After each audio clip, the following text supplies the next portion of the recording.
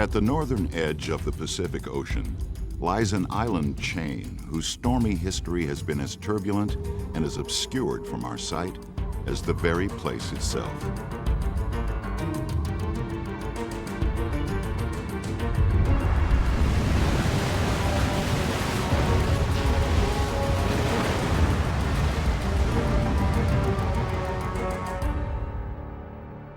These are the Aleutians, the world's longest archipelago. 1,000 miles of islands spanning the seas between Alaska and Siberia. This is a volatile place with an equally volatile history.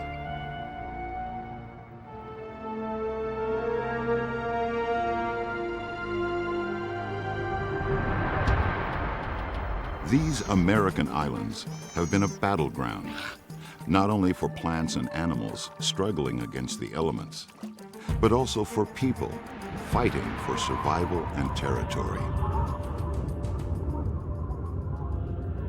The Aleutians are a desolate necklace of wind-stripped terrain, ravaged by forces so severe that this place has earned the name Cradle of the Storms.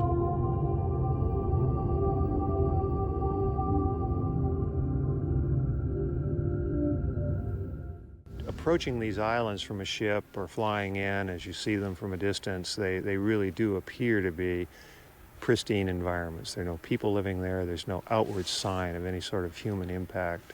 And the sense is that you really are truly in an unperturbed wilderness. But we now know that that's really not the case. The Aleutians can be deceptively serene, shrouded in brooding banks of fog, geographically isolated from the commotion of the larger world, with relatively few people living among hundreds of islands. But the truth of this place is that for centuries it has been the stage for invasion and upheaval. Wave after wave of outsider has laid claim to these islands. They are characters in an unfolding drama with potent themes: hate, greed, pride, perseverance, and loss. The storms of the chain's human history have always mirrored the unrelenting power of the real Aleutian storms.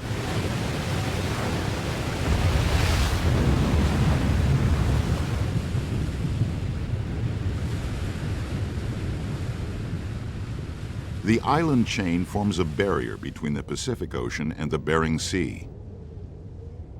Climate conditions on the Pacific side differ radically from those on the Bering side. It's a violent collision of warm and cold.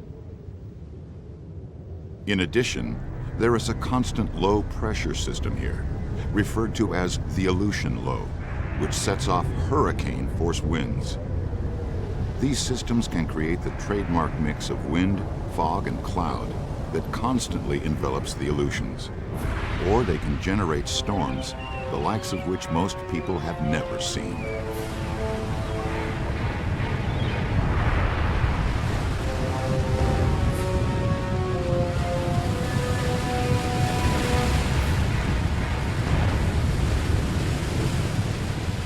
The Aleutians are the birthplace for northern Pacific storms that speed away to strike the lower latitudes.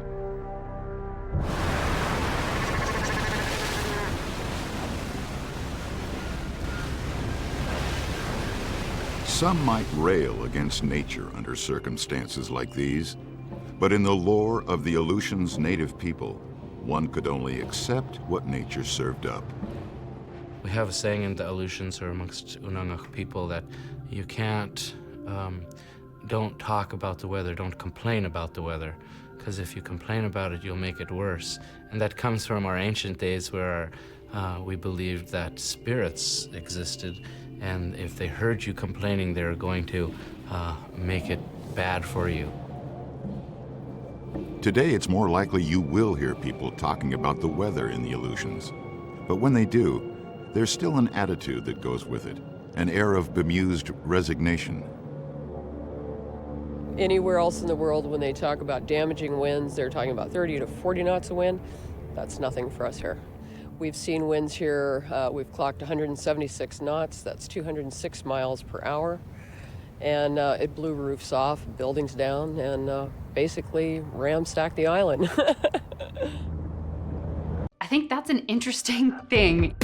This one piece will make 52 layers. Watch on mobile devices or the big screen, all for free.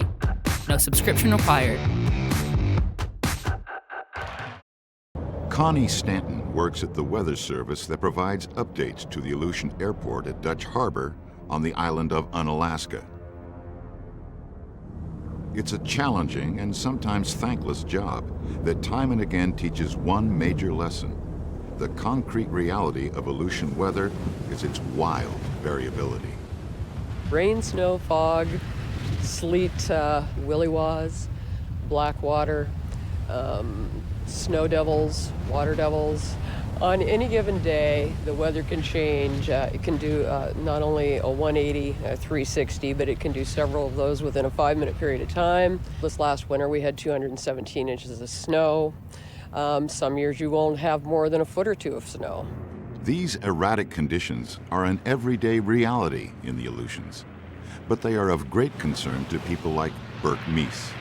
Like everything in the Aleutians, everything's dependent on weather, and flying is of course one of the things that's the most dependent on weather. So every day I get up in the morning and I don't know what the day's going to bring. I get up and I don't know if I'm going to be flying all day long or if I'm going to be on hold for the weather and not doing anything all day long, and you call to get the forecast, and that doesn't help doesn't necessarily enlighten you any. Because of the weather, life unfolds at a very different pace here in the Aleutians. This is a place where people resign themselves to ever-changing plans and schedules. That applies to aviation as well. Trips are frequently canceled when weather proves too challenging to forecast. In the face of all this uncertainty, aircraft still manage to transport people and cargo to the few existing communities on the chain. Among the hundreds of Aleutian Islands, there's a grand total of 5 villages in all. Miles of sea separate them from one another. If planes can't get through, these communities can be cut off for weeks at a time. With no roads, no bridges, and few boats to link these locales, people become quite self-reliant here in this, the most far-flung part of the United States. The population of the entire Aleutian chain hovers under 5,000 year-round residents. For the native people who have lived here for thousands of years, this is an ancestral home seeking its place in the modern world. For others, this is a place to come for work, though it often means long hours and arduous conditions. Nowadays, the fishing industry entices most of them, since the Aleutians remain one of the world's richest fishing grounds. And although the money can be good, there are dramatic risks associated with this work. Since the late 1980s, 67 vessels and 105 lives have been lost in Aleutian waters.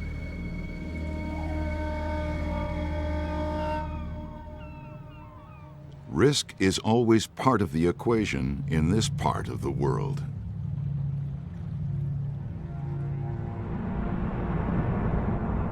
It's not just the weather and seas that are volatile here. It's the very land itself. The Aleutians are born of volcanoes.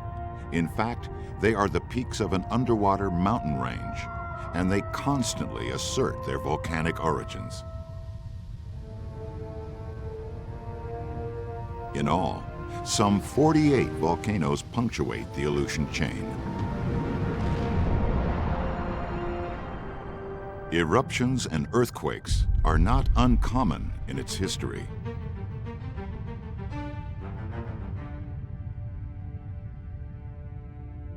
Just 40 miles west of Unalaska lies Boguslav Island, a striking example of how the Aleutians formed. Believed to have first risen from these waters in 1768, observations by mariners and scientists paint a picture of an island that emerges from the sea, vanishes again for a time, only to reappear at a later date. Right now, it's a young island with a total area of less than half a square mile, but that's sure to change. As recently as 1992, steam and ash plumes rose from the island and whole new geologic features were formed. The island's erratic character might seem perilous to people, but for wildlife this has not been a problem. Vegetation has quickly stabilized the soil, and large numbers of birds and animals already nest and breed here. It's a unique place, enjoying maximum protection from human intrusion. Only a handful of people are ever granted permits to visit Boguslav Island.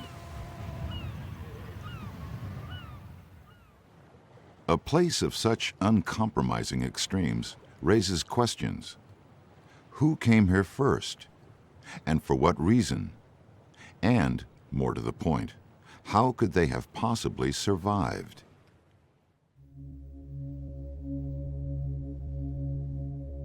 Aganan tanan akuya wakun kayaktal kinin aganangan chukagan tamadagin ayagagelik tayagugelik aganan tanan akuya.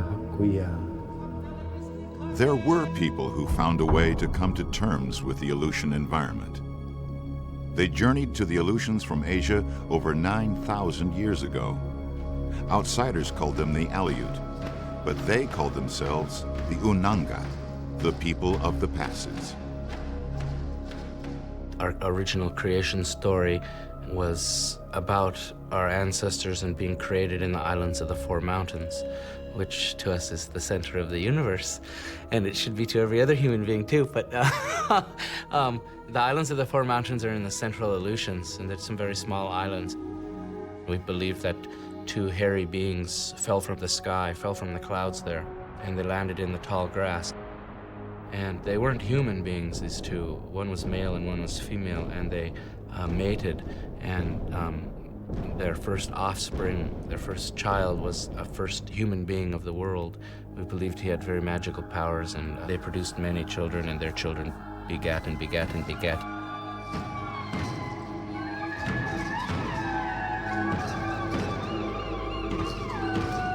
The first Aleuts, like generations to follow, relied heavily on the sea. The mixing of the Pacific Ocean and Bering Sea created a great upsurge of plankton. This rich food source lured millions of birds, fish, and other marine species to the area. And that meant that a vast array of sea life flourished right here on the Aleuts' doorstep for their use. Both nesting seabirds and migratory birds like shearwaters and albatrosses proved useful to the Aleut people. The Aleuts fashioned tools from bird bones and ceremonial rattles from bird beaks, and, naturally, the birds were also a source of food.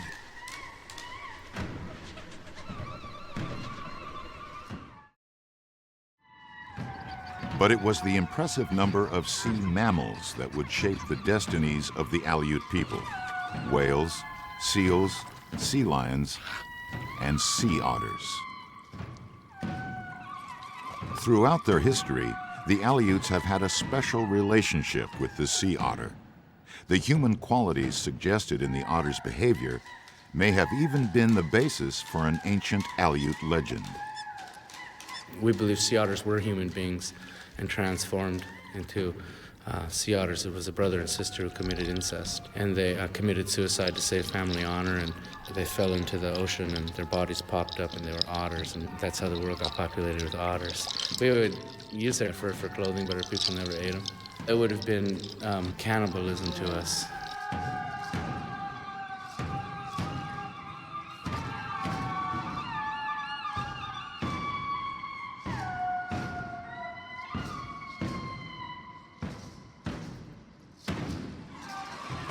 The movement and songs of the Atka dancers are inspired by their history and environment. This troupe is part of a long tradition that's been greatly endangered. See lots of cultural customs, language in other villages dying away. Anthropologists would say that it's dead, it's extinct, and we don't feel that way. We say that our stuff went to sleep for a while and now is our reawakening. Retaining this culture is a critical mission among the Aleut people. Invasion and exploitation have been recurrent experiences in their history. They've lost a great deal, and the battle to preserve what is left often seems daunting. But after 9,000 years, the Aleuts have proven they are a resilient people. So how did they arrive here? A theory gaining acceptance is that the Aleut sea skills were so highly developed and conditions in that age so conducive that they may have merely navigated the waters around the chain, island hopping from west to east. This contrasts with a long-held view that they came from Asia over a land bridge between Siberia and Alaska formed during glacial times. But whatever their route, when they arrived, the Aleuts set up a world based on their abilities as mariners. They readily reaped the bounty of the sea. They lived along the cove-lined coasts of the islands where they developed a rich material culture. The remnants of this culture are now the subject of study for people like Rick Connect, director of the Museum of the Aleutians. Okay, like 188?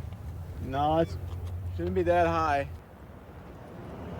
This midden dates from about 3,000 years ago. And we're real happy with this one because this is the best preserved we've seen. And what this is, essentially, is a great big pile of prehistoric garbage generated by people who were living in houses inside of this mound.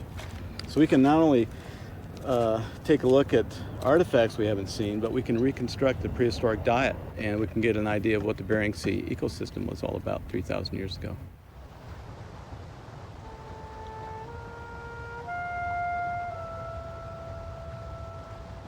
When you look around the coastlines for archaeological sites, you find them everywhere, but the big sites are out there on those passes where the water is absolutely ferocious. And you look around and you think, God, no one with a kayak could ever make a living here or even land on the beach. But in fact, we find these along these coastlines because they're very productive areas. You've got all that nutrient mixing, you've got a lot of sea mammals and bird life and fish living there, and even today, you can see that when you go out, the surface of the water, they're covered with birds. From what we've seen so far, that's really where most people lived and spent most of their time. The early Aleuts applied their considerable creativity to the extreme Aleutian environment. They had a vast array of tools that they invented and honed for thousands of years, giving them the ability not only to survive in this place, but to thrive.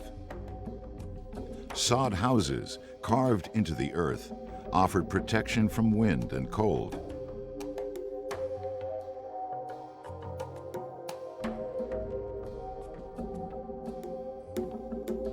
Bentwood visors shielded the Aleut seaman's eyes from the water's glare.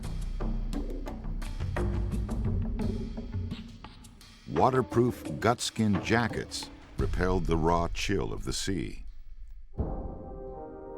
Harpoons, made of finely worked components, enhanced their ability to hunt sea mammals. And of course, they plied the seas in sleek vessels called ikya, which resemble the kayaks we know today. The boats are superb examples of engineering. They're unbelievably well crafted for their environment.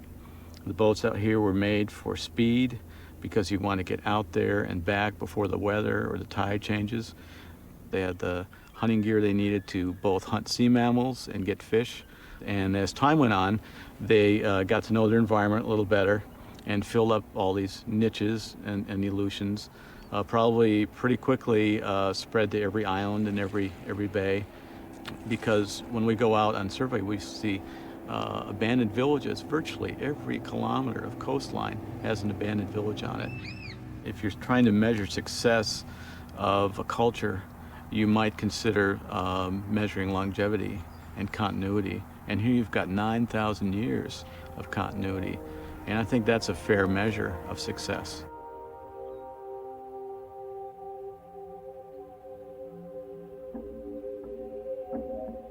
These were a particularly sophisticated culture in that the design of their clothing, of their boats, of their houses was superbly adapted to this environment. All those items tended to be the perfect marriage of material and function.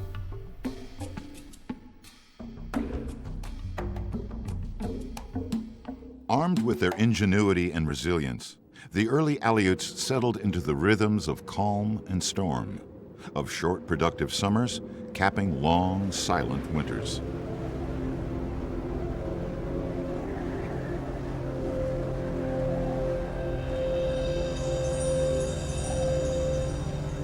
Sunlight was present at best, a sliver of each winter day, and so there was plenty of time for reflection and preparation.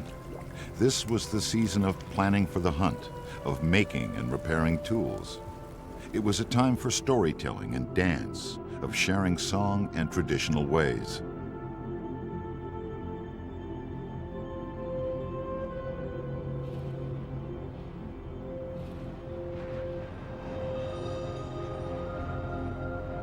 Spring would most certainly return, but in its own stubborn way, on its own timetable.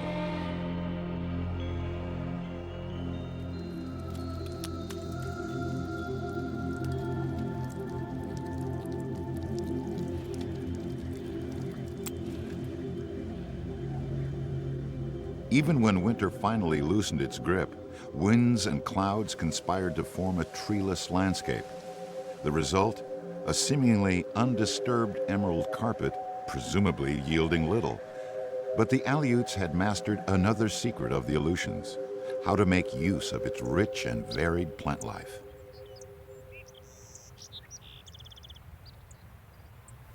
Plant culture here was really pretty amazing. Not only that they would use the plants for edibles to get their vitamin C and vitamins that they needed, but also that they were able to heal with so many plants.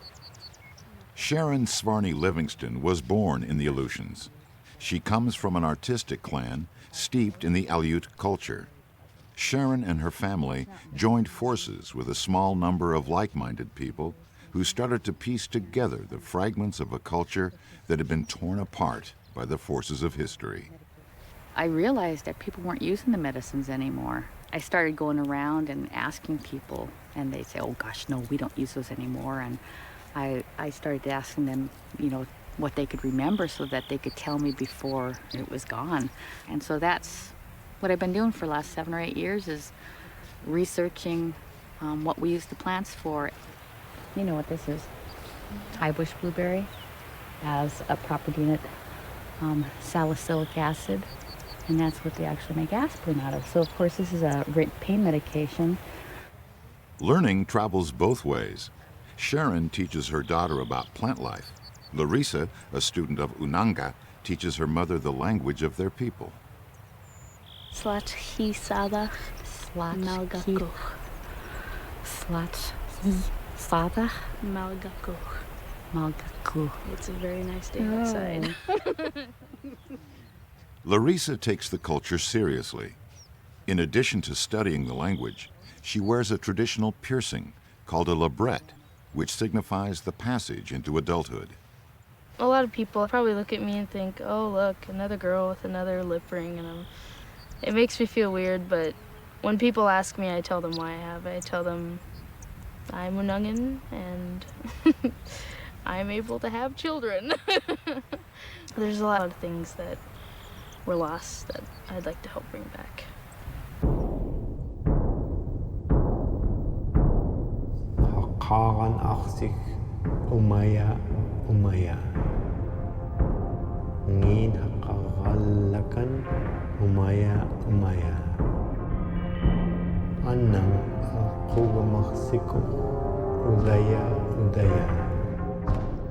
It had been thousands of years since the Aleuts were first attracted to these islands by the riches of the sea. But in the early 1700s, others became curious about what might await them here. And what they found would cause one of the great storms in Aleutian history. A storm sparked by one precious commodity, the fur of sea mammals.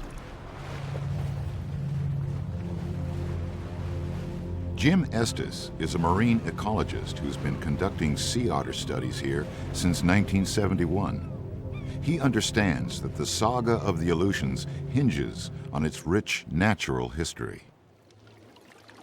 You know, one of the reasons that I first came to the Aleutian Islands, one of the things that attracted me to this part of the world was that it seemed like an area that was essentially unimpacted by human activity, and thus a great place to understand nature in its natural, pristine form. But the islands are almost certainly vastly different in terms of their natural history and ecology than what they would have been in the absence of any sort of human activity. And so this perception of wilderness, this perception of a pristine environment is really an illusion.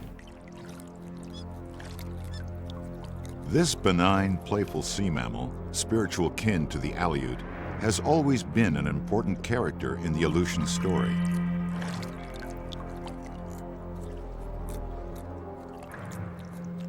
Not only is the sea otter the key animal in the dramatic events that would alter Aleutian history, it is the key animal in the entire marine ecology of the chain, controlling the critical kelp forest curtain that protects the island shores. We understand quite a bit about the ecology of kelp forest systems, and we can tell by looking at a system whether otters are present in the system or not, depending upon the abundance and size of sea urchins. When otters are there, urchins are rare and they're very small. When otters are absent, urchins are there in abundance and they're very large. By visiting islands that had once been home to large sea otter populations, Jim was able to see the impact their removal had on the environment. As soon as we dropped in the water and had a look around, it was just startling how different it was. The urchins had eaten all the kelp, and there were very abundant sea urchin populations, and the whole marine landscape was vastly different. Almost instantaneously became clear to us what the role of the otter was in that system, and virtually everything was being impacted in one way or another by this fundamental alteration to the base of the food web that otters were controlling.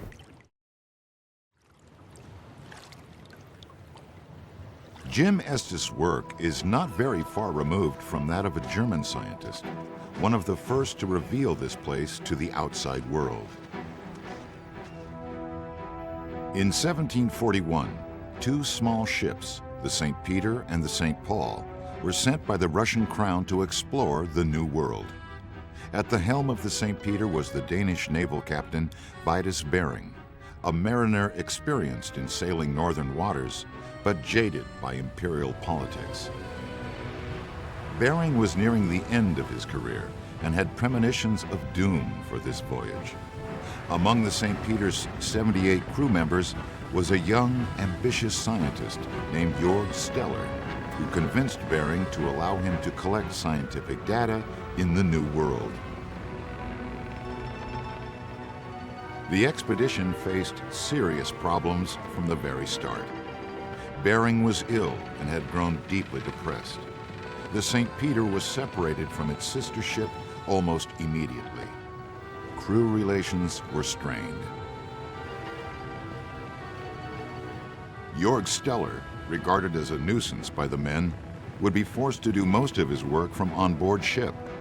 But in spite of this frustration, he managed to accomplish scientific work that would be long remembered. Steller was a naturalist and was really the person responsible for recording a lot of the early natural history observations of this part of the world. And apparently Steller was a very difficult person, very rigid in his views. He didn't get along very well with the other people on the crew, and nobody paid very much attention to him.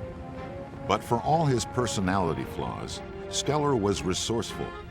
Though he was infrequently allowed to go ashore, he still observed and named great numbers of animals and birds. In fact, he was one of the last people on Earth to document some of these creatures. I saw on the beach many manatees which I had never seen before. Down to the navel, it's comparable to a land animal. From there to the tail, a fish. Jorg Steller. And the species that, to me, is the most intriguing, that he had the unique opportunity of actually observing in the wild, was Steller sea cow. Steller sea cows were historically abundant across the Pacific Rim. They were huge. They were very large animals that were about 20 to 25 feet in length. They apparently were exclusively algal feedered because of the fact that they fed on kelps, that they lost their teeth. They had a palatine plate for mashing the kelps. There's some indication from Steller's observations that they were unable to dive. They basically just cruised around the surface and fed on the kelp. Of greater interest to the crew were the enormous number of fur-bearing sea mammals. Many on board knew there was big money to be made from these furs. But for the moment, there were more pressing matters at hand. Storm after storm furiously attacked the tiny boat. Steller wrote of these trials in his journal. We got a storm out of the southwest. We could not possibly imagine that one would be greater, or that we would be capable of enduring it. Every moment we expected the shattering of our ship. We were drifting under God's terrible power whenever the enraged heavens wanted to take us.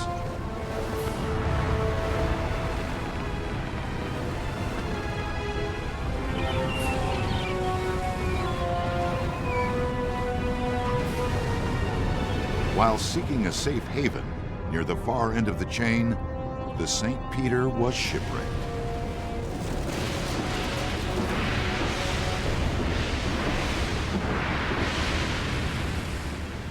The crew would be stranded for 9 months.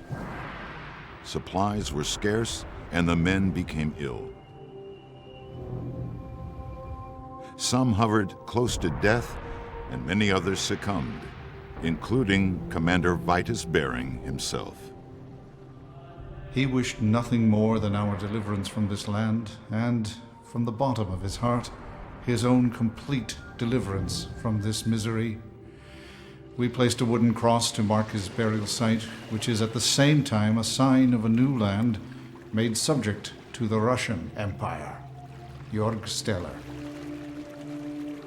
Out of this crisis, an unlikely leader had emerged, Jorg Steller.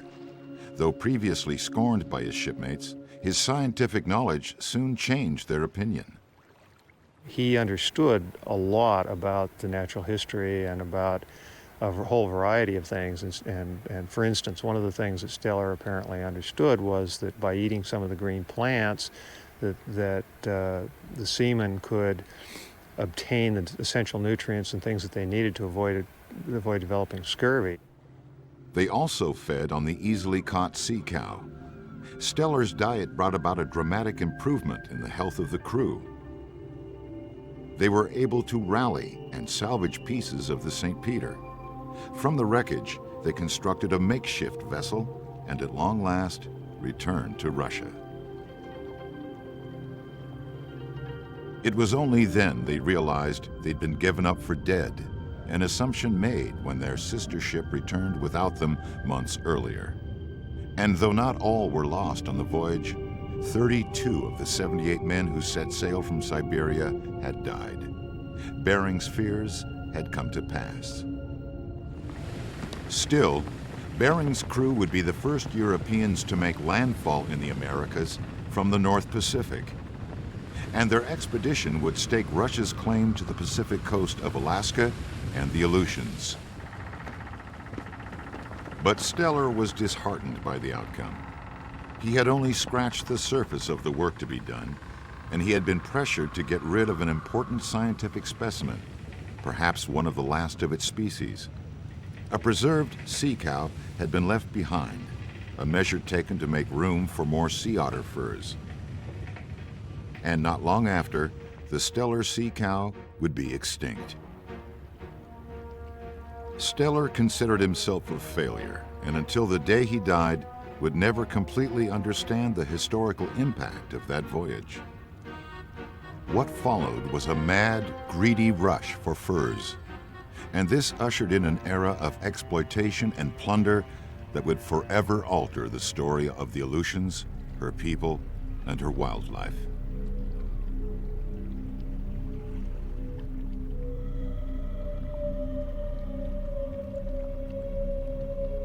Beginning in the 1750s, small independent bands of traders started making their way into the Aleutians looking for sea otters.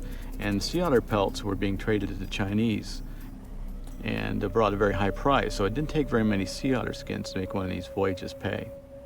As the time progressed, big merchants from Moscow and other trading commercial centers in Russia stepped in.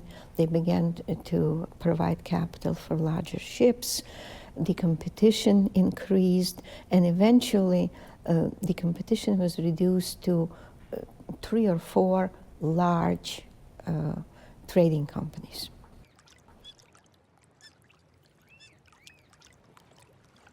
The once abundant sea otters were rapidly threatened by the overwhelming demand, and waves of hunters and merchants would also exact a human toll. They would arrive on an island and it would either barter or sometimes steal or recruit Aleuts to get sea otter pelts. And during the early days in particular, there was a lot of abuses of the Aleut people by the Russian fur traders, and outright massacres.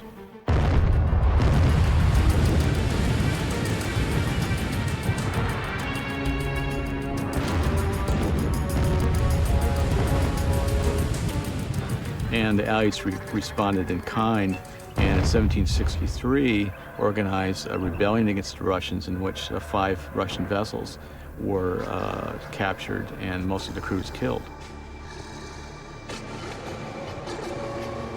Though the Aleuts would continue to fight back, they had no match for the weaponry of the Russians, and rape, kidnapping, and murder became part of the Russians' grisly repertoire of exploitation. Inadvertently, the traders brought their diseases with them as well, eliminating native opposition in a less direct but far more insidious way. Prior to the Russians' arrival, the Aleut population may have been as high as 20,000 people. Within 2 generations, those numbers had dropped to roughly 2,000. Competition between the large trading companies was fierce, but by the late 1700s, a merchant named Grigory Shelikov had established the groundwork for a fur trading empire. He was granted a monopoly that became known as the Russian-American Company. In some ways, it was business as usual. The company overseers continued to force the Aleuts to hunt for them and relocated them to other Russian settlements at whim to suit their purposes. But in time, things began to change. Slowly, they began to form a working relationship with the Aleuts, although what it may have begun as virtual slavery, by the time Alaska was sold to the Americans in the 1860s, the Aleuts and the Russians had learned to work with each other. Relations continued to improve.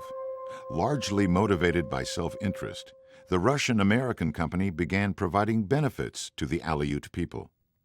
The Russian-American Company did things that we would consider today, really ahead of its time. Things like providing warehouses for storage for food for people in times of hunger, providing pensions for widows and for people injured. And I think that leaders in the company, for its own well-being and health, knew they had to rely upon Unangan hunters and their skill and expertise at reading the weather and knowing where the resources were.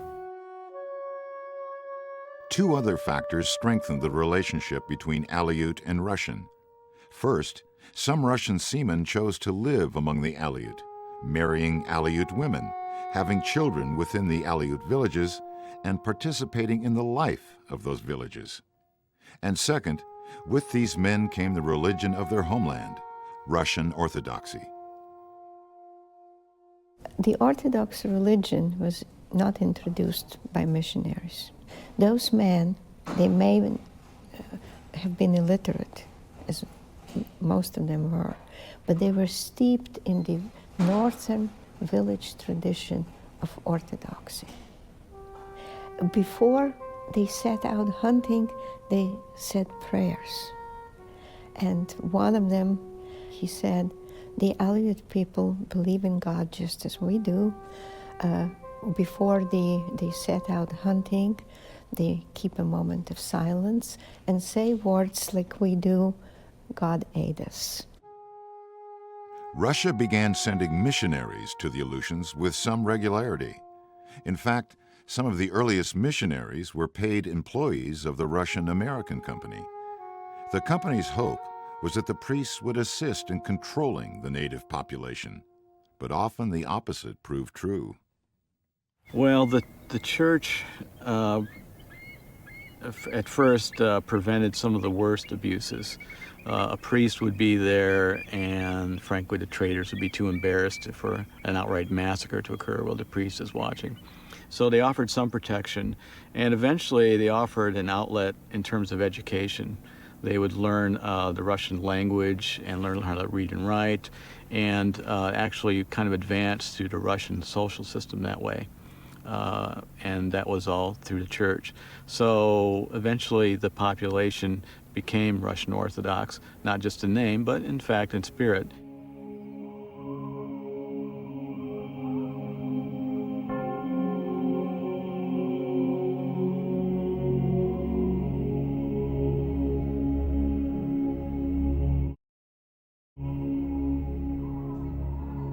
It's Easter in Unalaska. At the Cathedral of the Holy Ascension, Father Peter Berdikovsky conducts the Holy Saturday Vigil. For over 2 centuries, the Aleut people have celebrated Easter in much the same way.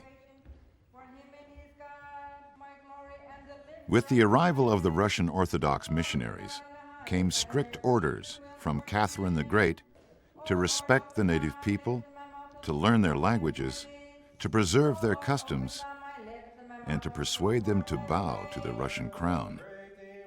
Given no real option, the Aleuts did embrace the religion of the Tsarina. But perhaps this faith endured in the Aleutians because some believed a saint had come to live among them, a saint whom they remember as Innocenti. O Holy Father, Innocenti, good shepherd of the flock entrusted to you by the Lord, you dedicated all your strength, heart, mind, and soul to Christ. In the remotest regions, you labored tirelessly without thought of earthly reward for the sake of his holy church and the salvation of all. Holy Father Innocenti, pray unto God for us. Innocenti began his career as Father Jan Venyaminov. Accounts of him portray a man of great learning, humor, and intellectual curiosity. He believed that the language of a people is their culture, their soul. To that end, he set out to learn the language of the Aleut people. He developed an alphabet for them, opened church schools, and encouraged literacy in the Unanga language. He committed Aleut oral traditions to paper and wrote extensively on their customs and beliefs.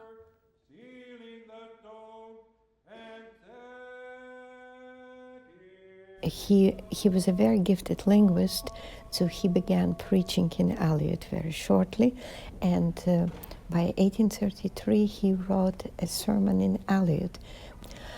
He gave them a written language. He helped them their integration into the Russian order of things under the company, he eased the way. He preserved for them the memory of pre-contact culture.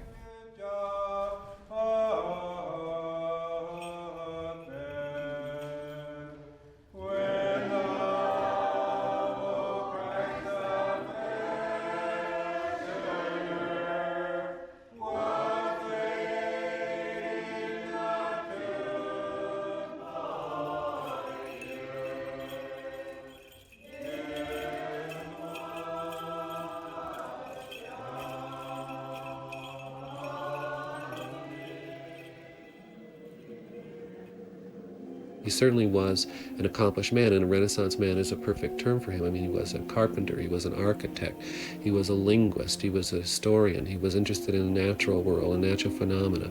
I mean, he was truly, what we'd think of as a classically trained intellectual Renaissance man, but he wasn't afraid to get his hands dirty or his muscles sore. And I think that people saw that and really respected that and accepted him as a leader. Years later, his church would recognize the impact of his work in the New World. Veniaminov, who came to the Aleutians as a mere parish priest, later became Metropolitan Innocenti, the head of the Russian Orthodox Church. And almost a century after his death, an even greater honor would be bestowed upon him. In 1977, he would be glorified as Saint Innocenti. At a time when Aleut culture was first threatened, it seems nothing short of miraculous that Jan Veniaminov, a man with a burning interest in their customs and language, was sent to be their shepherd. The legacy of Father Veniaminov is still in evidence today. The Easter services, like all of the rituals that take place here, are conducted in 3 languages: the Slavonic of the Russians, English, and the Unanga language of the Aleut.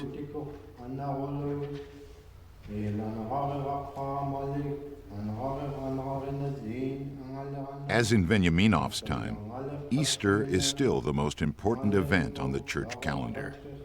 It's the time of the year for 40 days where the people try to renew their spiritual life, in the church and turn towards God.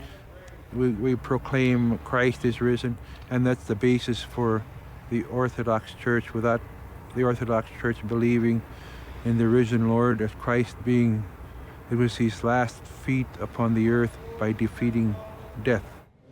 Given their history of struggle, it makes sense that the theme of triumph over death has great resonance with the Aleut people.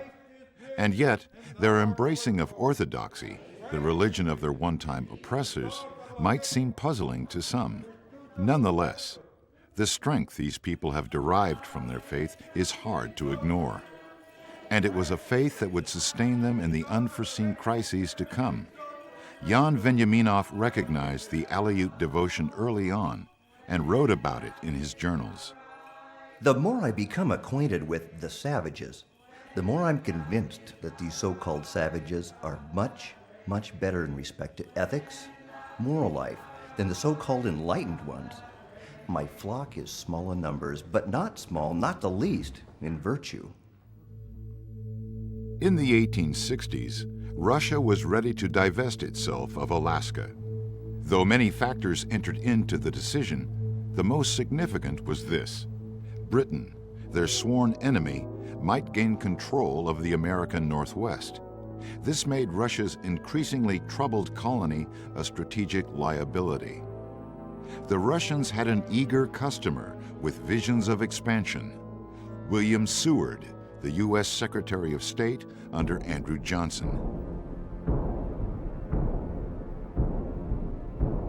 Many Americans took a dim view of purchasing this huge tract of seemingly barren land. The idea was mocked as Seward's folly, and Alaska was Seward's icebox. But the Secretary of State knew the value of Alaska. He was aware of the abundance of fish, minerals, and other resources that lay waiting. But one resource stood out, the same one which had touched off the Russian invasion: fur. And so, on October 18th, 1867, the United States purchased Alaska for $7.2 million. 125 years of Russian rule had come to an end.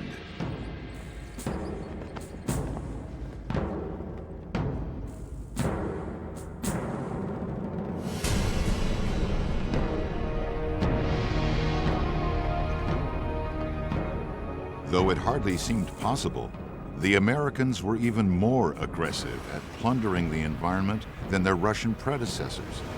The new owners continued hunting sea otter right to the edge of extinction. In the first 23 years of ownership, the U.S. surpassed the number of fur mammals killed during the entire Russian regime.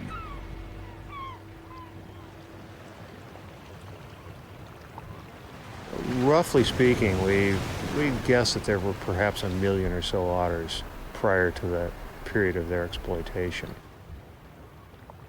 From about 1750 to the early 1900s, those populations and those numbers were reduced to perhaps 1,000.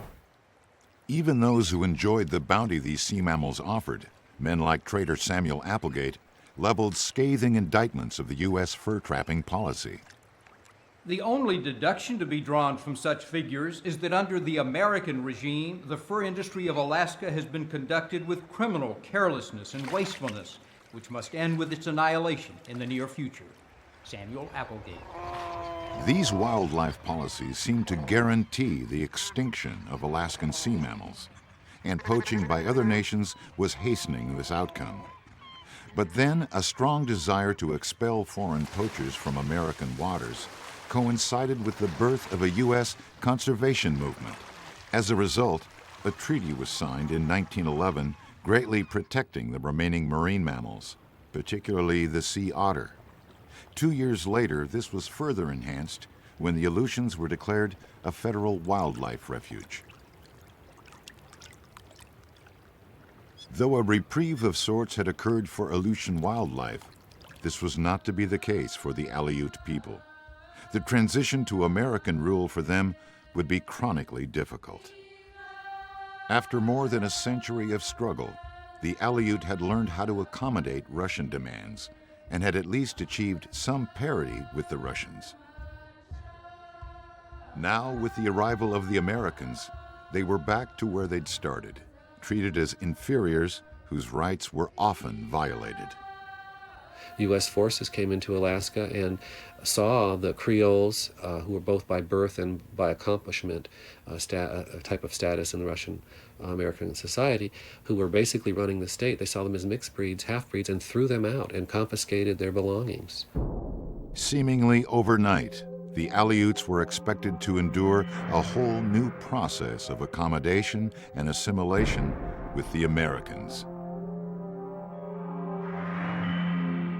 Their native traditions, as well as those they had adopted and embraced, were now being threatened and compromised.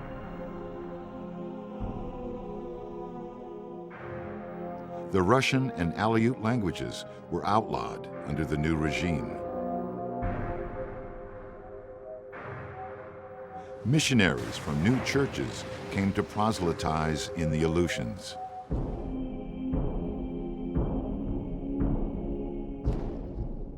Frequently, Aleut children were sent away to American boarding schools, and though this was often well-intentioned, the results on the community and family life were mixed at best. And in fur trading situations, as with the Russians, the Aleut were sometimes cheated, their skills and knowledge devalued by their new bosses. In the face of this treatment, the Aleuts quietly tried to maintain their own traditional lifestyle. But though they tried, they would not be able to escape these new influences. Their calm would be shattered once again.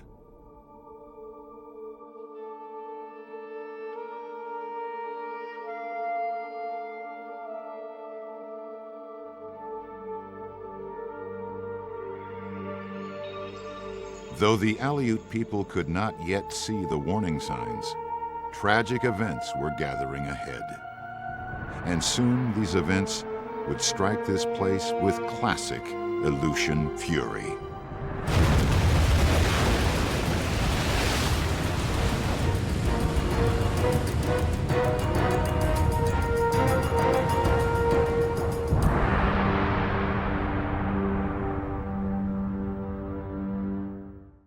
In a desolate necklace of wind-stripped terrain stretching from Siberia to Alaska, World War II nearly obliterated a 9,000-year-old culture. Find out how in Part 2 of The Aleutians, Cradle of the Storms.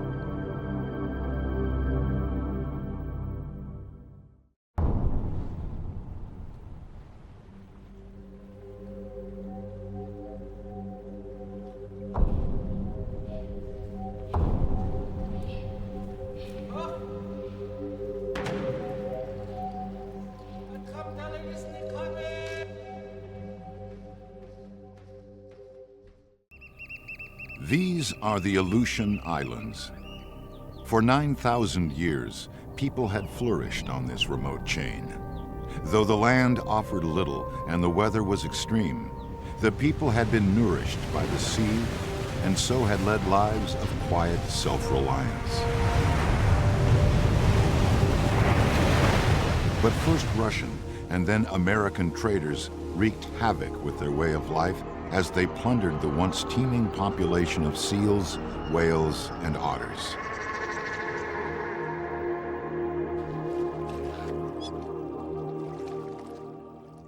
Following designation as a federal refuge, a kind of reprieve for Aleutian wildlife and people seemed to be in the offing. But that reprieve would prove illusory. Before too long, new threats to the Aleutians would emerge. New storms would rock the cradle.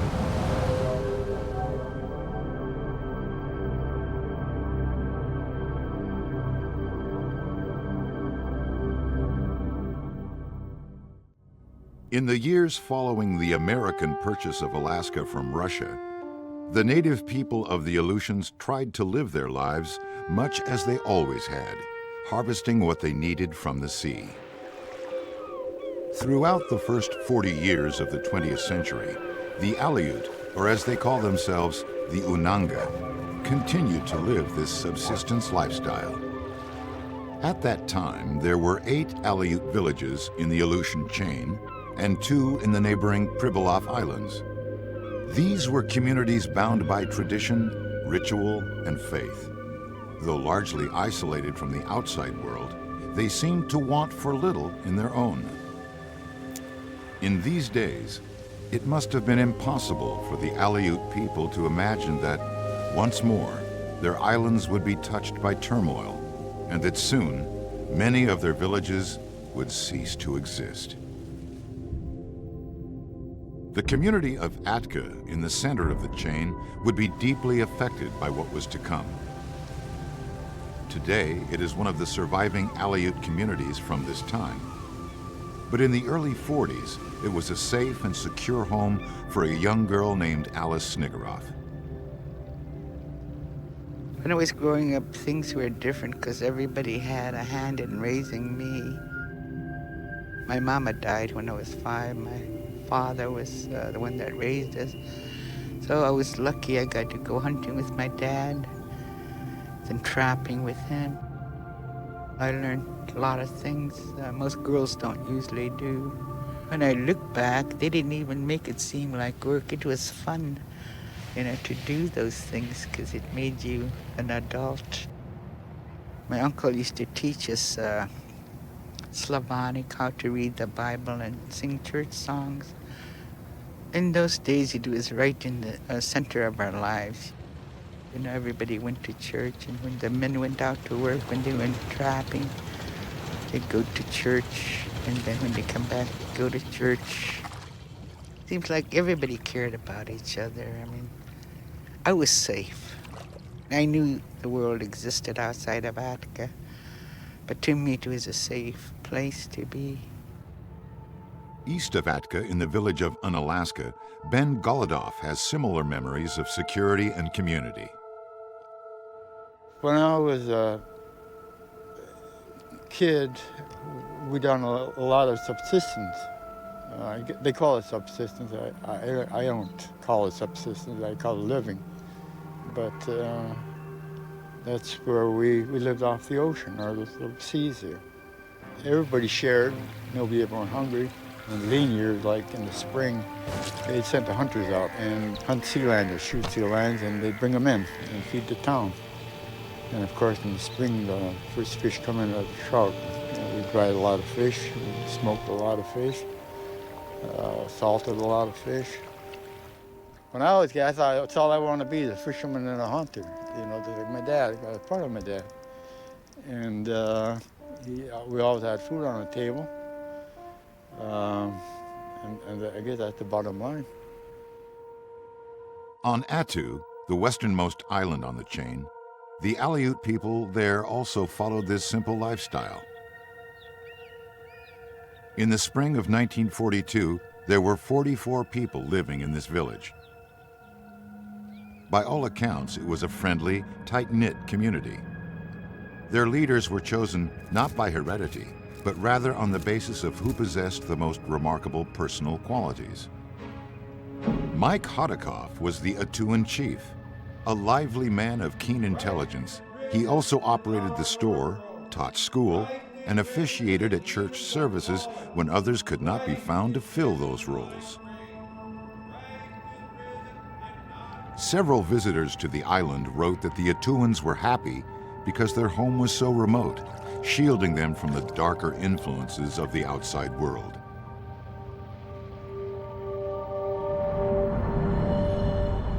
That was about to change.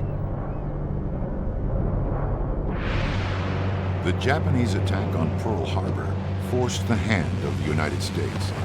America was now in the Second World War.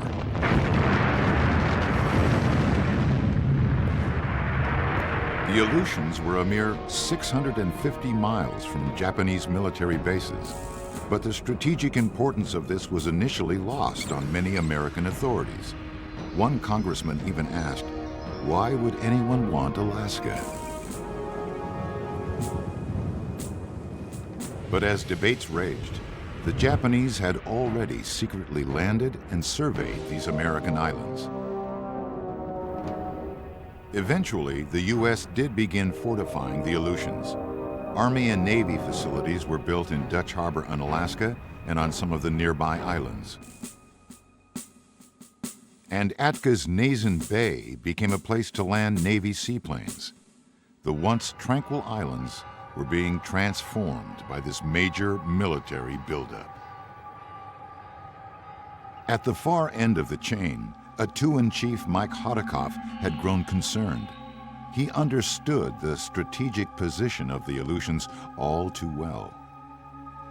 Japanese markers and stakes had been found on Attu. A friend told Hodikoff to contact government authorities. The chief replied, I sent the stakes to Juneau. Nothing happened. On June 3rd, 1942, World War II would come to the Aleutians.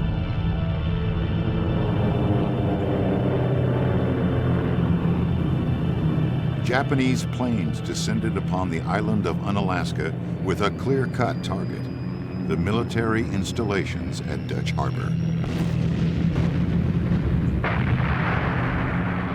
I remember it was in the morning. I remember that. I was only about 8 years old or so. I hear all the noise and stuff, and of course I was scared. The bombing didn't last too long, maybe half hour at the most. And the next day it was the same thing again. Guns would go off again, and it was sort of terrifying. The Japanese had intended to use the attack as a diversion, forcing Americans to defend Dutch Harbor while they took Midway Island in the Pacific. But the plan was intercepted by American codebreakers and backfired on the Japanese forces.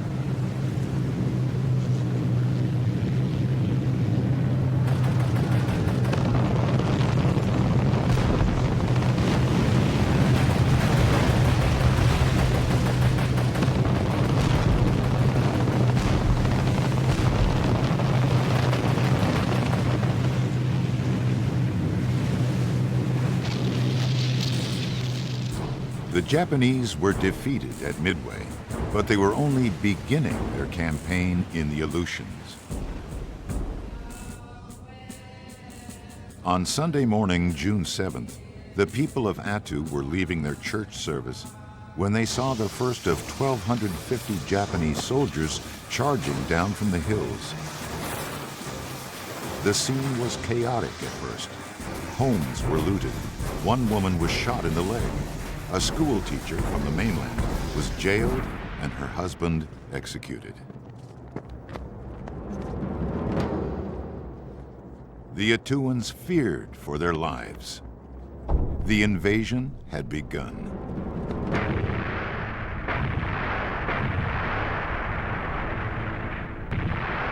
John Golodoff was a young boy at the time.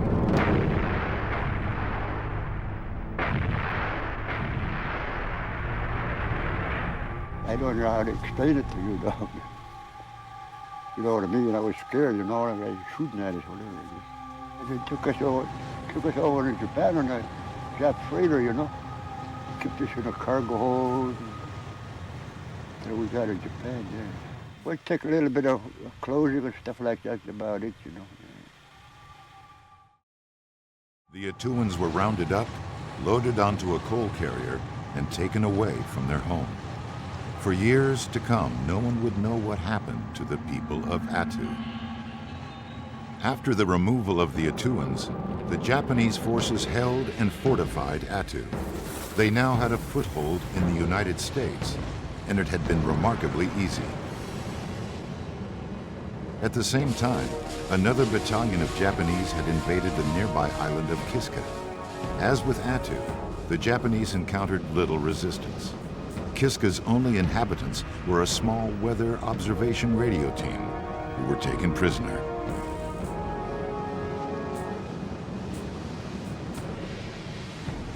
In a matter of days, the unthinkable had occurred.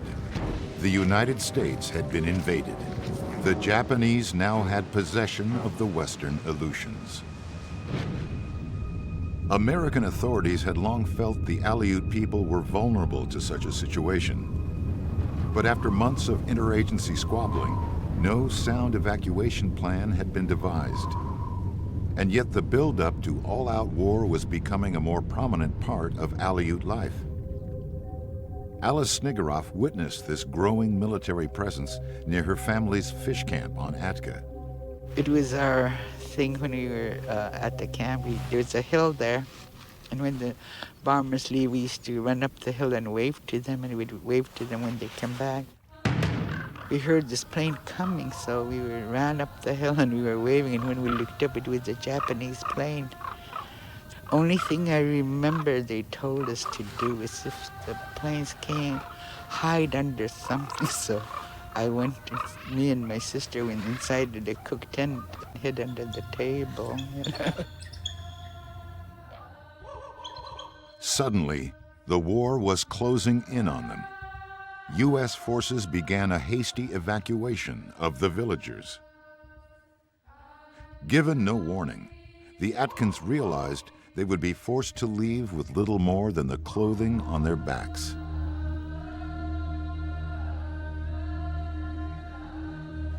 Tanan nukadagim ingam talikum tunagak tun tanachitaktakuch iltaku tutaklinach. Kayuch tanalgusum alangan algudat kin aludasif iltaku tutaklinach.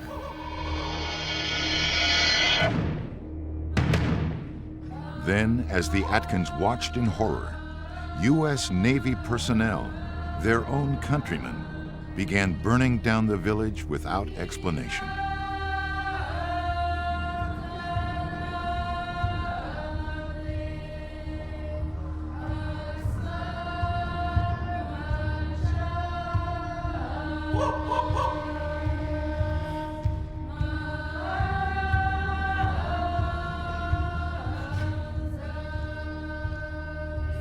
I think the first thing I thought was, this is like a movie. I mean, you know, you're 12 years old, nothing really, you don't realize what's happening. Then the thought of they're burning the village. You know, they couldn't believe the Navy. They couldn't see the reason why it would be burnt. The Atkins were wrenched from their village and loaded onto a transport ship. Within weeks, all of the remaining Aleut people in the chain and the neighboring Pribilof Islands were evacuated from their villages. Though they were told this was a move to protect civilians, non-Aleuts were not forced to leave the Aleutians. In one clumsy, ill-planned action, 9,000 years of consistent Aleut presence in the Aleutian Islands had been broken. The effects of this would be lasting. Many would never see their home again.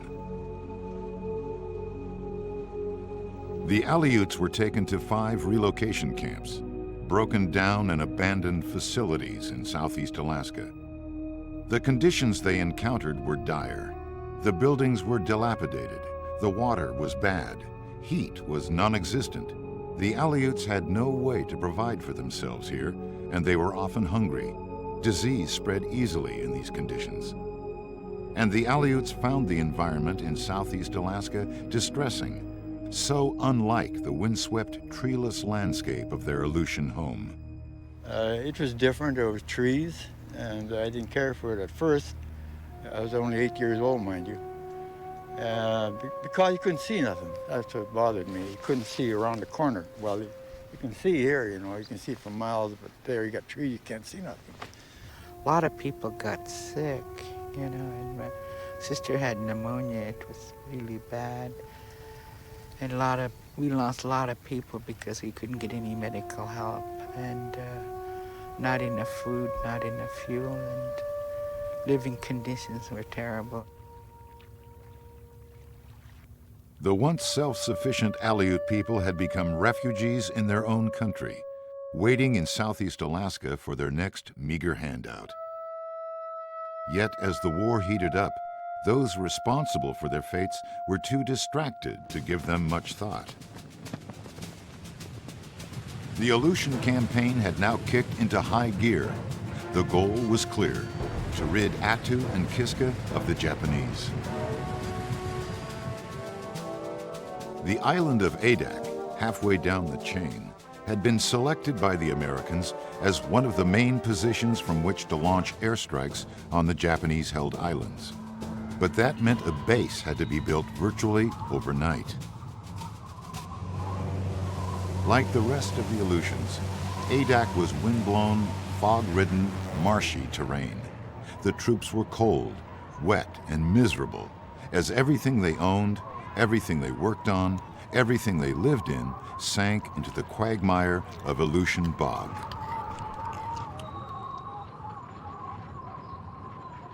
In spite of these conditions, an entire city would be built on Adak in short order. Maybe the greatest feat was the building of an all-weather airstrip out of a once murky lagoon, a task completed in a mere 17 days from first shovel to first landing.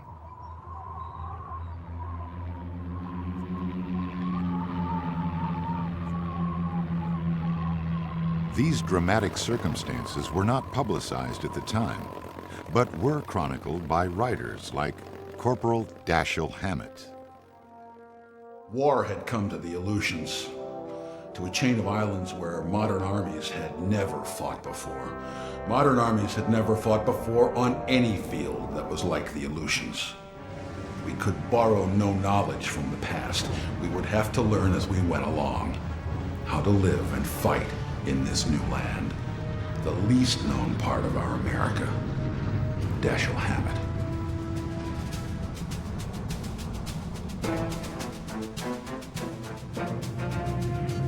From Adak, as well as several other quickly established positions, the U.S. pilots began bombing runs to the island of Kiska. The word had come from Washington: fight back, push the enemy into the sea, get Kiska back. These raids would be conducted relentlessly for over a year in some of the worst flying conditions imaginable.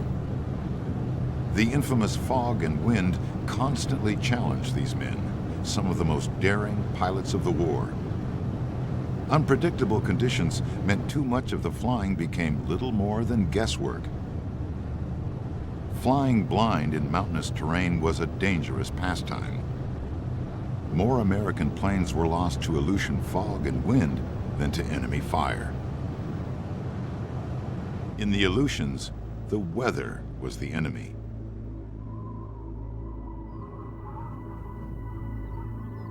Here on Attu, veterans of the Aleutian campaign visit a memorial and recall their part in a largely unknown invasion to retake American soil. We had been on the Mojave Desert for 3 months, training to fight Rommel in Africa. So about 30 days later, they come out and says, we're going to Attu. Never heard of it. And then they give us some of the details about 20 hours of daylight. You might have 1 or 2 blizzards, but that'll be about it. But they didn't expect a very tiresome operation. They thought, I guess, it would be over in less than a week. The plan was to first recapture Attu, the island furthest west on the chain. In that way, Japanese supply lines to Kiska would be severed. Then Kiska could be retaken. The strategy for Attu seemed simple enough. Approach the Japanese from opposite sides of the island and force their surrender. The belief was that this could be accomplished in 3 to 5 days, but supposedly most of the officers on General Buckner's staff who participated in the planning, the people who were experienced in the area, didn't think that was possible. They thought that under ideal conditions, it might take that long to get across the island if there were no Japanese on it, much less to have to fight in this. May 11th, 1943. The American invasion of Attu begins. The U.S. 7th Infantry Division leads the way. Among the men going ashore is 24-year-old Bill Jones. We had breakfast around 2 or 3 o'clock in the morning, steak and eggs, and then we went down the nets and got into our boats and circled around as they do and the Navy does until they're ready to move into the beach. Let me tell you this, the fog was absolutely the worst that I'd ever seen in my life.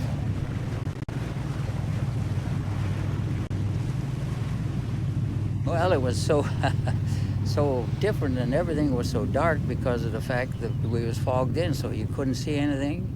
All you could hear was the motors running and nothing to see. You had no know what to expect. 23-year-old Andy Petrus and buddy Bill Jones would land on Attu with the rest of the 7th Infantry. Their goal was to evict the 2,400 Japanese entrenched there. Altogether, 12,000 Americans would descend upon the island.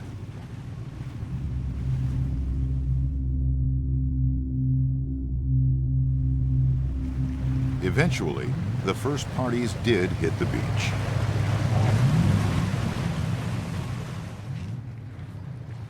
Everything was quiet and peaceful. There was no shooting, no nothing, because nobody could see us, and they couldn't. The only thing they could hear was the motors running, and I didn't hear any gunfire, so I wasn't worried. It looks like everything's going okay.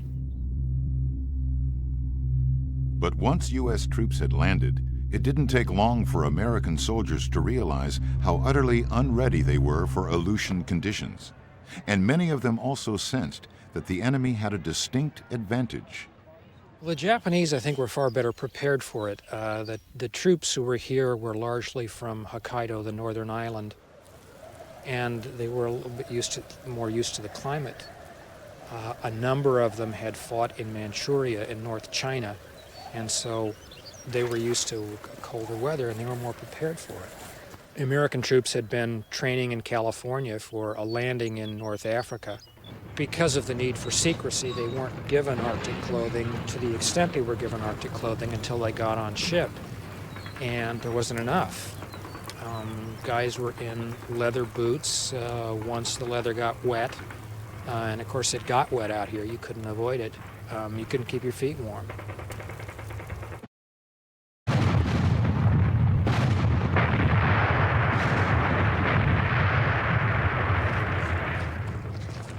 snow was real deep, sort of, but it was frozen on top. And then as you'd step, you'd go through it almost to your knee. Then you had trouble picking your foot out, and then you'd step on it, and then you go through it. Then the machine gun opened up, and you could hear the bullets hitting all around you. And then there was a batch of ground up ahead that was no snow on it. So I made it up to there and just laid there, I guess, until it got dark. But my feet were killing me because of the fact that they were frozen for so long. And I guess I was there for over a week. Like many of the soldiers, Andy Petrus was sent to the hospital ship and treated for frostbite. You had a combination of two cold weather injuries. One would be frostbite, and that's from the extremities freezing. The other that was probably more common was trench foot. It doesn't necessarily involve freezing. It's prolonged exposure to cold and wet, and got its name in World War I. Day after day, the battle continued. What was supposed to be a quick victory for the Americans wore on for weeks. In no small part, this was due to the boundless determination of the Japanese, a force greatly outnumbered from the very start. In spite of this, they were still able to inflict great damage on the American forces. On May 28th, the Japanese received devastating news. One of their boats had been turned back by an American destroyer. There would be no hope of reinforcements or evacuation. They were now cornered in a place called Chichagof Valley, surrounded by their enemy on high ridges. That night, with the possibility of a massive American assault, the remaining 800 Japanese troops prepared to make one last stand. The plan apparently was that they would charge up from Chichagof. It was hoped that they would gain the heights over Massacre Valley, where the main American landing had taken place, and that they would possibly turn the guns around at the top, the ones that were trained on them down in Chichagof, and would somehow gain supplies, drive the Americans off the island. It has, I suppose, a little bit of the element of the decisive battle aspect to it. The Japanese timing was perfect. As they charged up the hill, they caught the Americans completely off guard. The overwhelming feeling that you get is that it must have been absolute chaos. They attacked up the valley around 3 o'clock in the morning. It was foggy. It was dark. You couldn't tell what was going on. You heard screaming and shouting coming from the valley down below. You heard rifle and machine gun fire. You didn't know what was happening or where they were coming from. I would imagine, fog being what it does to sound, you might not have even been able to tell where the noise was coming from. And it must have just been an absolute horror. The first time I got hit was with a piece of shrapnel in my cheek, knocked out a few teeth. And the last time I got hit on the 17th day, bullet through my leg. I was back in the hospital on the night that they made the breakthrough. And we knew something was going on outside, but they wouldn't allow us to go outside of our tent. There was 3 tents there, as I recall. And the Japanese, when they went through,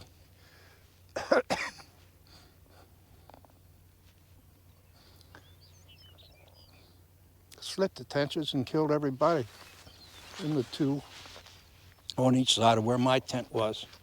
And they never touched our tent. There were some bullet holes through it, but none of us in there were hurt during that breakthrough. The Japanese almost reached their goal, but as they neared the American guns, they were finally turned back by an intrepid band of cooks, drivers, and engineers. Later that morning, recognizing imminent defeat, the surviving 500 Japanese committed suicide by holding grenades to their chests and pulling the pins. After the battle, a journal was found on the body of a Japanese medic, Lieutenant Nebu Tatsuguchi. May 29th, 1943. A last assault on the enemy forces is to be made. All patients were ordered to commit suicide. Bonsai to the Emperor. At 1800, I took care of all remaining patients with a grenade. Goodbye, Toke, my beloved wife, who loved me till the last. Mitsaki, who just became 4 years old, will grow up without me. I feel so sorry for you, Takiko, born February this year and gone without seeing your father. Nebu Tatsuguchi. My wife asked me, why do you want to come back? And she asked me repeatedly 3 or 4 times, why do you want to come back? And I can't rightfully answer it. Shortly after the Battle of Attu, the American military set its sights on the second phase of their plan, the taking of Kiska. U.S. bombing raids had continued virtually unabated for over a year. In the weeks leading up to the invasion of Kiska, shelling and naval bombardment were stepped up even further.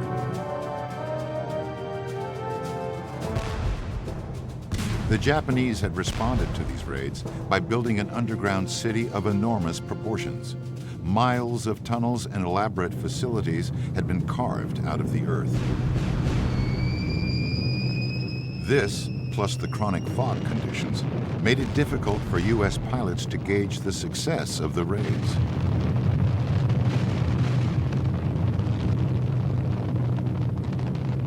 After Attu, many assumed there would be fierce resistance on Kiska, and so over 35,000 combat troops on more than 100 warships were sent for the invasion.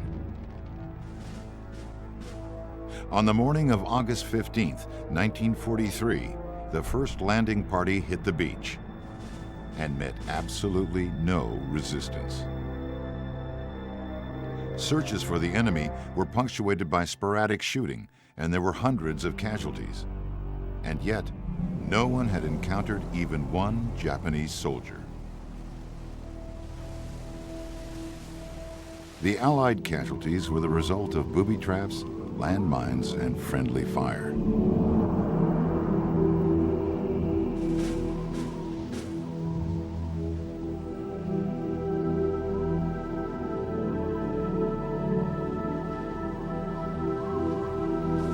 Somehow, under cover of fog and darkness, 6,000 Japanese had managed to leave Kiska undetected. They'd probably been gone for 2 weeks.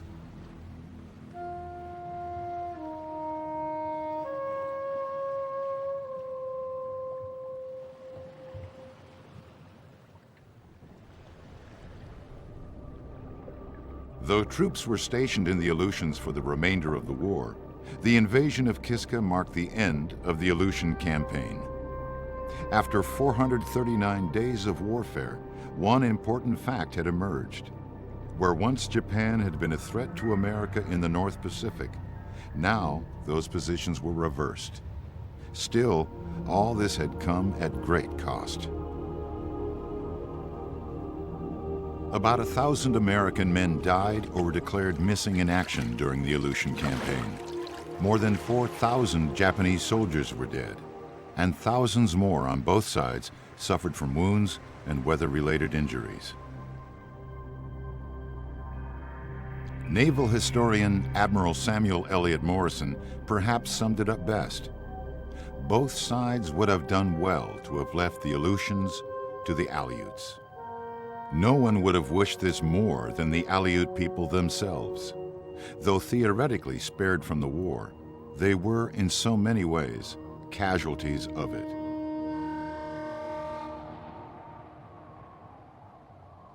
The people of Attu had spent their war years in Otaru, Japan. They were pressed into work, receiving little but rice to sustain them. Starvation and disease overtook the small community, killing 40% of the Attuans, including Mike Hodikoff, their revered chief. Only 20 Attuans came back alive from Japan after the war. 3 years and 7 months, all the way through the war. Like we were civilians, so we didn't get enough to eat, but as far as I starved, it did over there, you know. It was kind of hard living, I tell you.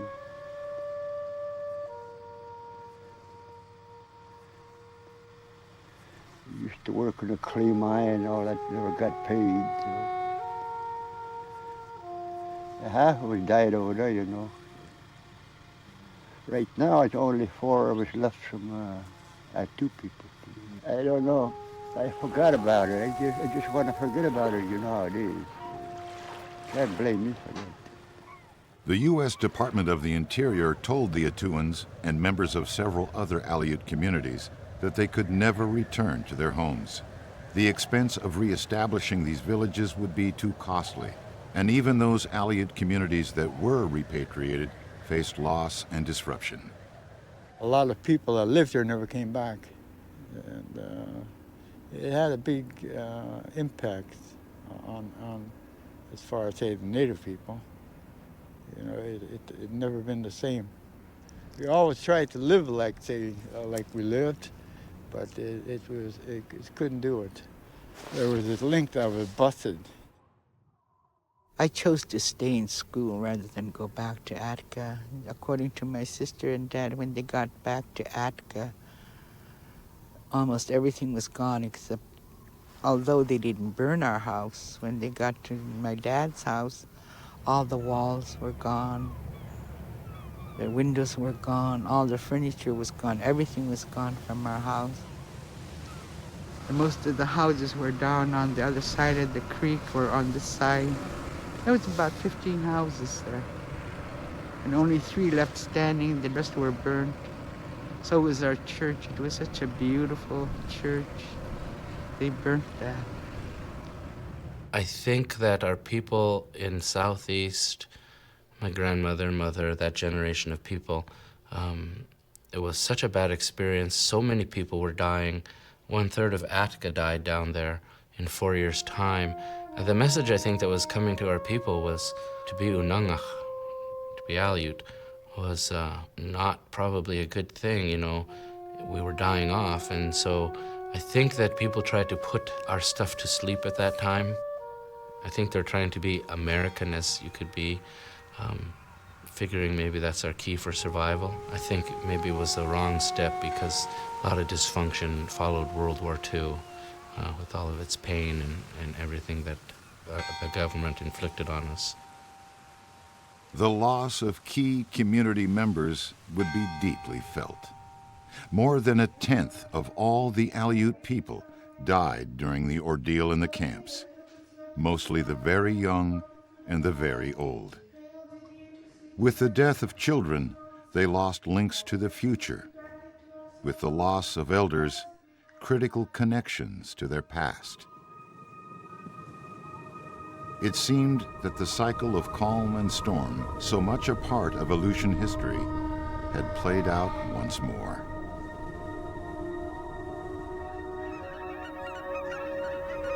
The American military presence lingered in the Aleutians for some time after the Second World War, and defense-related activity, like the atomic testing on Amchitka Island, was a significant part of that military legacy.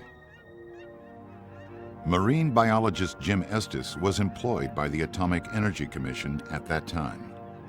The Atomic Energy Commission conducted 3 underground nuclear tests at Amchitka. The first one was in 1965, that was the Operation Longshot.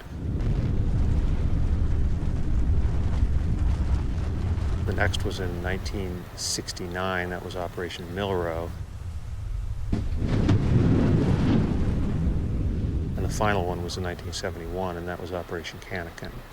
And there was a great deal of environmental concern about these tests, and especially the last one, since it was the largest underground nuclear test that was ever conducted by the United States. H minus 10 seconds.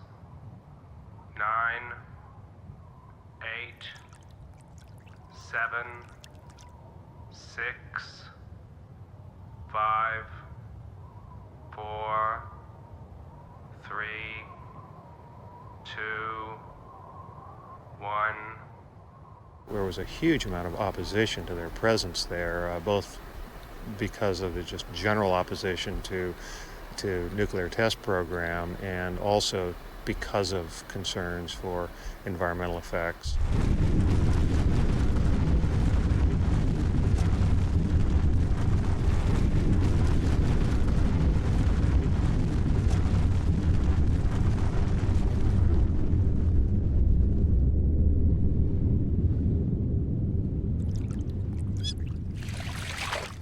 One of our jobs was to assess the impacts of the underground nuclear test on the Amchitka sea otter population.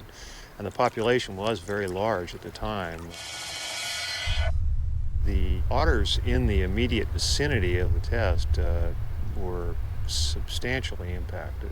We had estimated that the populations probably in that area were reduced by anywhere from 50 to 80%. Our gross estimates were that probably somewhere in the range of 1,000 or so otters were lost as a result of that particular event. Scientists found that otters died because of impact-related trauma following these blasts. No higher than normal levels of radioactivity have been found, but the island is still being monitored.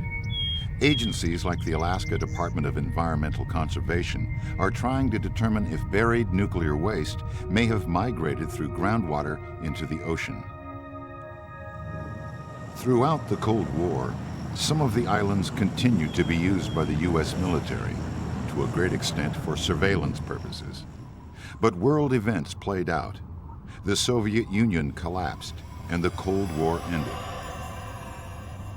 Most of the armed forces left the Aleutians by 1994. Now the places they once occupied are silent. Tens of thousands of military personnel once lived on the island of Adak. Today, a skeleton crew keeps it operational while plans for its future are discussed. It's a strange, empty city in a faraway land. A sort of ghost town waiting to be revived.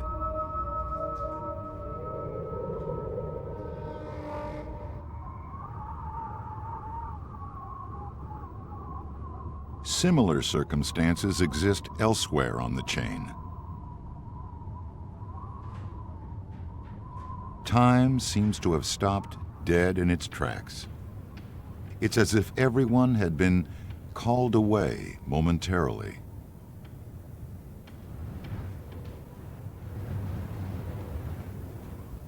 But one wonders if future defensive strategies like Star Wars will mean the return of the military to the Aleutians.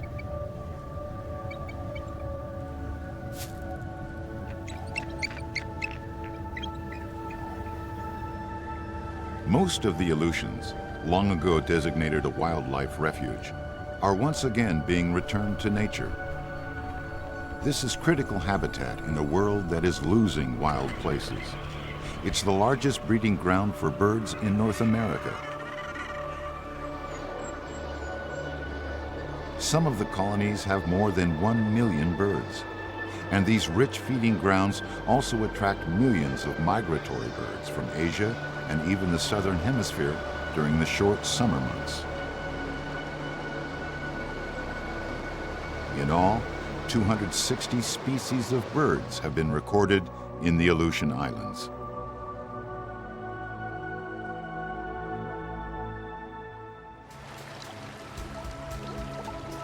The waters seem to explode with fish.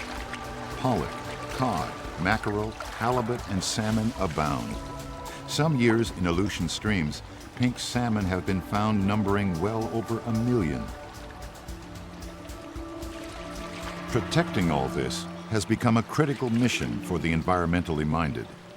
To that end, recent federal legislation has mandated the cleanup of war debris on these islands. And that cleanup includes what can be seen and what is invisible. It's now becoming clear that toxins are widespread throughout the Aleutian environment. Scientists are studying various wildlife populations to get a handle on the extent of contamination. They have already found high concentrations of contaminants, like PCBs, in those islands occupied by the military during World War II. But there are also an alarming number of other contaminants, like organochlorines and mercury coming from outside the chain.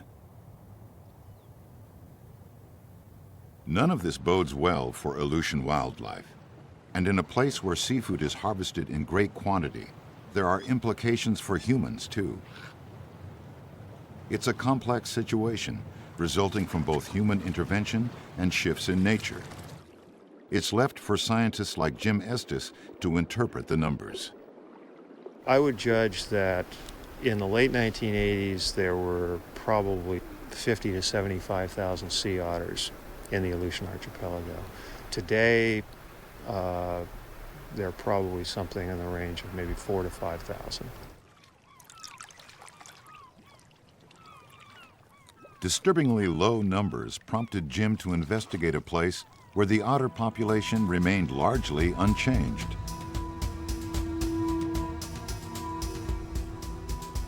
One of the things that was really startling was that the numbers here in Clam Lagoon were holding steady, and 100 yards out there in Kulik Bay and across that part of the Bering Sea, the numbers were going down very rapidly.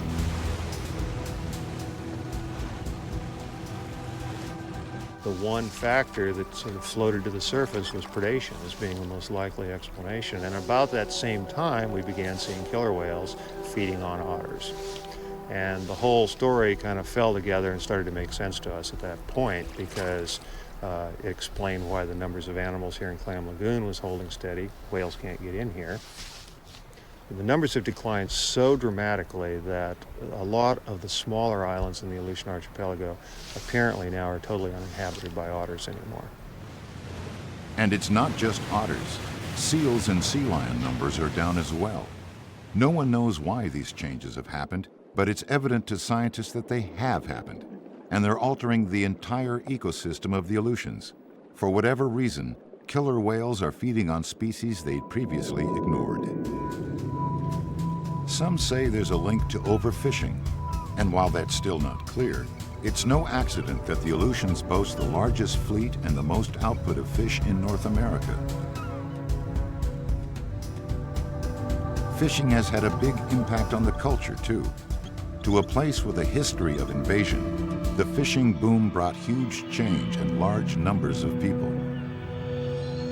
At one time, the new invaders were mostly men, frequently a rough and tumble crowd with a gold rush mentality.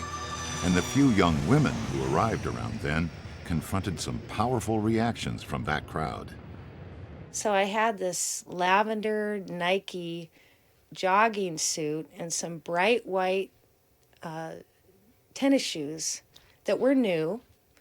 Then all of a sudden I noticed probably about 30 pairs of eyes staring at me like fresh meat. I mean, this is 18 years old and, you know, probably the strangest experience I'd had. Went back to the plane and I said, I think I'm in the wrong place. And the guy said to me, well, where are you going? And I said, well, Dutch Harbor. And he goes, nope, this is it. And I just thought, oh my God, what have I done? First impressions aside, artist Carolyn Reed did adjust to life in Dutch Harbor, Unalaska. She found a job at a fish processing plant and quickly got into the rhythms of that demanding workplace and the rhythms of life itself in the Aleutians.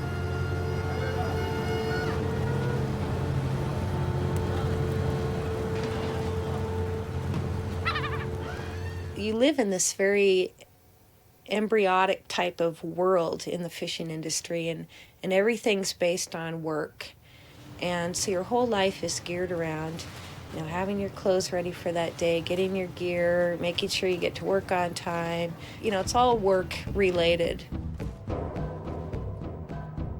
One of the things that was really intriguing for me that I'd always had a connection to in some ways was a lot of the black and white photography that was done that documented a lot of the Industrial Revolution. To be able to put faces on the people in the artwork and to know how tired they were and how exhausted they were.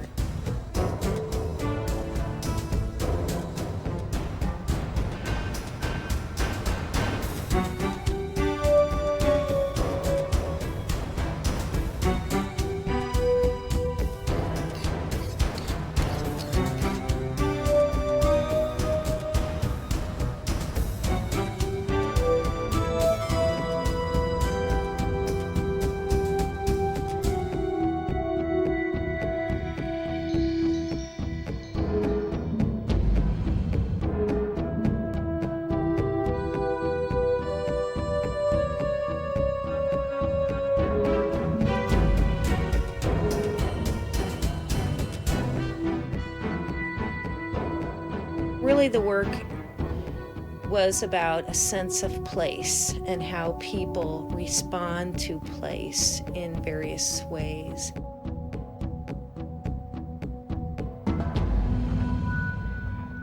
People from all over the world have come to call Dutch Harbor in Alaska home. It's a vibrant, stable community again, having moved beyond its days as the maritime version of a Wild West town. But the fishing industry is still the focus. Dutch Harbor, Unalaska is the largest of the 5 remaining communities in the Aleutians. With its eclectic mix of cultures, this community has had to adapt and change, but it still manages to find ways to connect to its long and often stormy past. This place, since the beginning of time, since its first visitors, has always had these cycles of people coming to this place, changing it, whether the people that lived here far before them enjoyed what they were doing or not, and left. And a great amount of turmoil when that occurs, and division as well. So I think this place is constantly kind of almost like the ocean in some ways. It's always in an ebb and flow. It's constantly recreating itself and then having to heal from its recreation.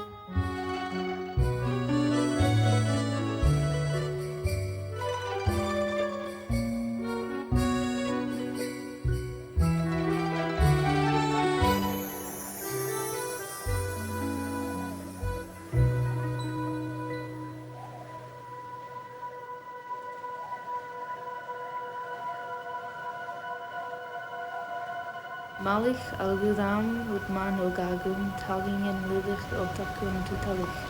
Kayut kichi agatanan akun tutalich in akam kulukiyim. Gumalgana akatakaliku nawa. Malich kaman ogagu aman ganayachtum tanaim sif angangingen ngan angasalich askanach aktakuch enganai.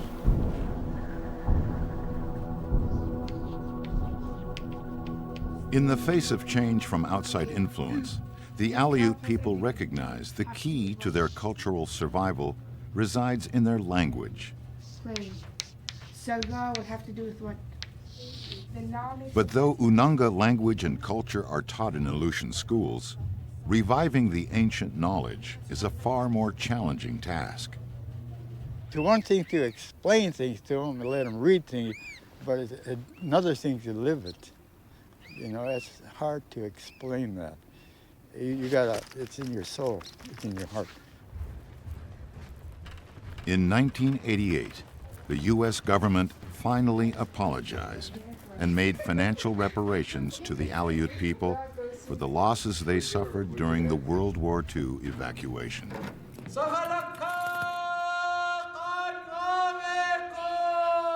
In many ways, this began a process of healing that is ongoing today, evidenced in a significant cultural revival. The biggest thing I think it does is it gives them a sense of cultural self-esteem and pride in our culture, because when I grew up, we struggled with that. But these kids hopefully won't have to deal with that. They know who they are. They're doing what our people do and have done for thousands of years, which is good. It gives them a sense in who they are. So hopefully these children will have their feet planted much more firmly than us.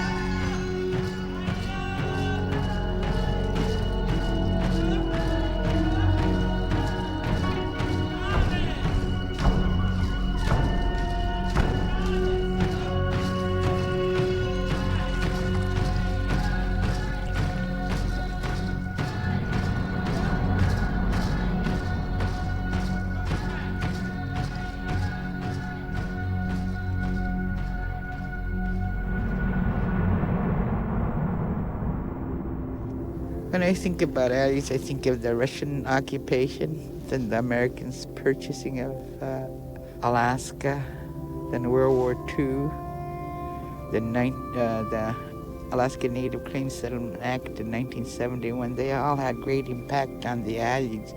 Each time they've had some real adverse effects on the people, but for some reason the Aleutians survive. They have their religion and they have their humor, and as long as they have those two things, they'll always survive.